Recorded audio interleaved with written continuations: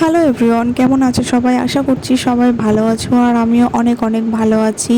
তো আজকে 20 তারিখ আর আজকে কিন্তু দেখো দুপুরের দিকে প্রচণ্ড পরিমাণে ঝড় হাওয়া দিচ্ছিল আর কিছুক্ষণের মধ্যেই ভালো পরিমাণে বৃষ্টিও হয়েছিল।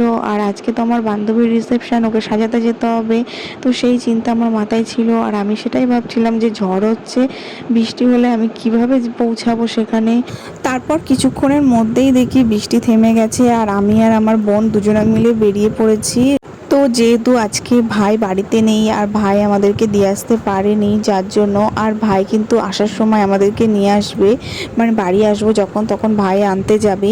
আর এই দেখো, এটা আমার স্কুল, আমি এই স্কুলেই পড়াশোনা করেছি। তো এই স্কুল লাইফটাকে খুবই মিস করি, ভীষণই মিস করি। আর এদিকে দেখো, কিছুক্ষণ আগে যে বৃষ্টি হয়েছে সেটা কিন্তু দেখে বোঝাই যাচ্ছে না যে এত বৃষ্টি হয়েছে। কত খটখটা রোদ্দুর, আর দেখো রাস্তা পুরো শুকনো, মনেই হচ্ছে না যে এত বৃষ্টি হয়েছে। তোমরা যারা আমার ভিডিও নতুন দেখছো তারা কিন্তু অবশ্যই আমার চ্যানেলটাকে সাবস্ক্রাইব করে দিও। তো বিয়ের দিনের ভিডিওটা তো তোমাদের সঙ্গে আমি কালকেই শেয়ার করেছি, আর আজকে ওর রিসেপশান। তো ওদের নিয়ম মতেই বিয়ে তার পরের দিনকেই রিসেপশান হয়, আমাদের মতে একদিন পর হয়। তো বিয়ের দিন কেমন, ওর লুকটা কেমন ছিল সেটা তোমরা কিন্তু আমাকে অবশ্যই কমেন্ট করে জানিও। তো জানালে খুবই ভালো লাগবে। আমার হাতের কাজ তোমাদের কেমন লাগছে অবশ্যই কমেন্ট করে জানিও। তো দেখো, আমরা কিন্তু অলরেডি পৌঁছে গেছি যেখানে আমার বান্ধবী আমাদেরকে আসতে বলেছিল। তো আসার পরে কিন্তু আমাদের একটু ভয় ভয়ই করছিল, কারণ তখন বাজে 3:30। আর দেখো, চারিপাশটা দেখলেই একটু ভয় ভয় একটু লাগবে। এই দিকে ছিল একটা স্কুল, হাই স্কুল ছিল, আর সেই স্কুলেরই মাঠ এটা। তো আমাদেরকে বলা হয়েছিল যে এই মাঠের এখানে এসে দাঁড়াতে, ও কাউকে পাঠাবে। তো আমি তো সেটাই খুঁজছিলাম যে এখানে বাড়িটা কোথায়, এক্স্যাক্টলি কোন বাড়িটা হতে পারে। তো তারপর দেখো, এদিকে আমার বাঁ সাইডে একটা মানে স্কুল আছে, তো আমাকে বলেছিল স্কুলের পেছনে। সেই অনুযায়ী আমি মাঠের মাঝখানে চলে এসেছি। আর আসার পরে দেখলাম বাঁ হাতে একটা বাড়ি, আর সেখানে প্যান্ডেল করা রয়েছে। তো আমি সেই আইডিয়া করে এগিয়ে আসছিলাম, আর তারপর দেখলাম কেউ একজন দাঁড়িয়ে রয়েছে, আমাদেরকে নিতে এসেছিল। ও তারপরে তো আমরা পৌঁছে গেছি, আর আমাদেরকে দেখো মিষ্টি মুখ করতে দিয়েছে। তো তারপরে দেখো, আমার বান্ধবী বসেছে আর আমি ওর থেকে কালকের রিভিউটা নিচ্ছিলাম যে মেকআপটা কেমন ছিল না ছিল, সবাই কি বলেছে। তো ও খুবই লজ্জা পাচ্ছিল, বলছিল আমি বলতে পারবো না, আমার খুব হাসি পায়।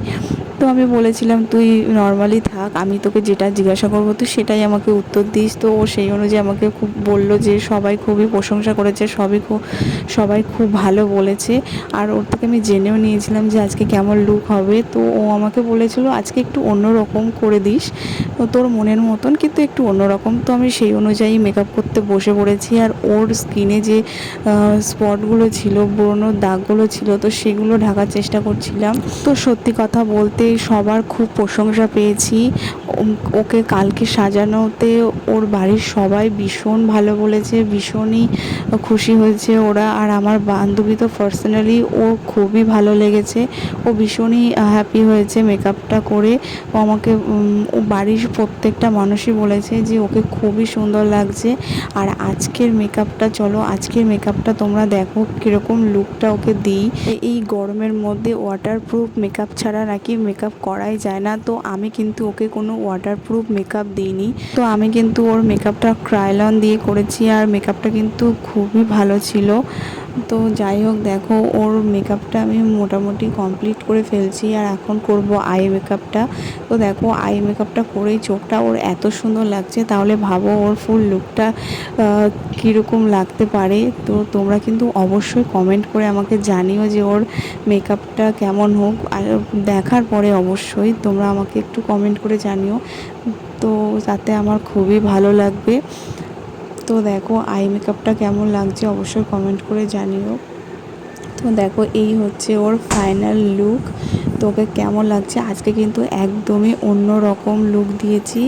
তো ওর পার্সোনালি ওর শ্বশুরবাড়ির লোকেরা খুবই ভালো বলেছে, ওর ননদ শাশুড়ি থেকে সবাই ভীষণ ভালো বলেছে। আর আমার বান্ধবীও খুবই খুশি হয়েছে, ওরও খুবই পছন্দ হয়েছে মেকআপটা। আর আমার যা বান্ধবীরা গেছিলো সবাই মোটামুটি সবাই ভালো বলেছে। তোমরা বলবে আমাকে কেমন হয়েছে, তোমাদের কেমন লেগেছে সেটা আমাকে একটু কমেন্টে জানাবে।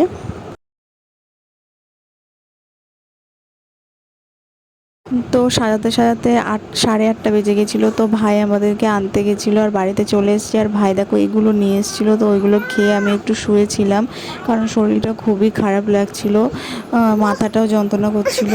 আর তারপর মাম্মামকে বললাম যে মাম্মাম তুমি আমার একটু মাথাটা টিপে দেবে। আর দেখো মাম্মাম কিন্তু সত্যি সত্যি আমার মাথাটা টিপে দিচ্ছে, কি সুন্দরভাবে মাথাটা টিপে দিচ্ছে। তো সেটার ভিডিও না করে আর থাকতে পারলাম না। তো যাই হোক, আজকের ভিডিওটা কেমন